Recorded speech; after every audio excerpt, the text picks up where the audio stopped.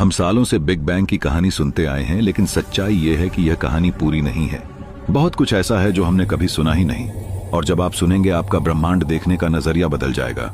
आज की modern physics कहती है कि ब्रह्मांड की शुरुआत इन्फ्लेशन नाम की एक पागल अनियंत्रित ऊर्जा से हुई, लेकिन इस थ्योरी में ऐसे छेद हैं जिनका जवाब किसी के पास नहीं है। सबसे पहला सवाल, इन्फ्लेशन शुरू कैसे हुआ? किसने इस ऊर्जा को जलाया?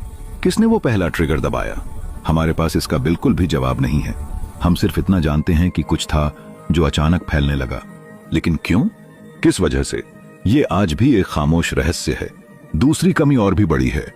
ये माना जाता है कि ब्रह्मांड के शुरुआत में एक इन्फ्लेशनरी फील्ड था, एक ऐसा फील्ड जो स्पेस को धक्का दे रहा था।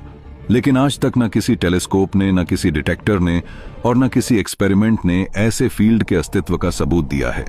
यह थ्योरी हवा में लटकी हुई है। और सबसे अजीब बात, उस शुरुआती ऊर्जा ने एक पल में मैटर बनना कैसे शुरू किया? खाली स्पेस की ऊर्जा अचानक तारों, ग्रहों, धूल और अंत में हम में कैसे बदल गई? हम जानते हैं कि EEMC2 काम करता है, लेकिन इतने बड़े पैमाने पर इतनी तेजी से कैसे? इसका कोई स्पष्ट उत्तर नहीं है। अब बात करते हैं विवादों की। सबसे बड़ा विवाद है मल्टीवर्स। इन्फ्लेशन कहता है कि अनगिनत ब्रह्मांड पैदा हुए, हर जगह अलग अलग लॉज, अलग समय, अलग शुरुआतें। लेकिन सवाल यह है, अगर हम इन ब्रह्मांडों को कभी देख ही नहीं सकते, कभी छू नहीं सकते, कभी साबित नहीं कर सकते, तो क्या यह विज्ञान है या सिर्फ एक खूबसूरत कल्पना? फिर एक और बड़ा विवाद है, इन्फ्लेशन सस्पिशियसली परफेक्ट लगता है। इतना परफेक्ट कि कुछ वैज्ञानिक कहते हैं, क्या हमने थ्योरी खोजी या डेटा को फिट करने के लिए एक सुंदर कहानी लिख दी?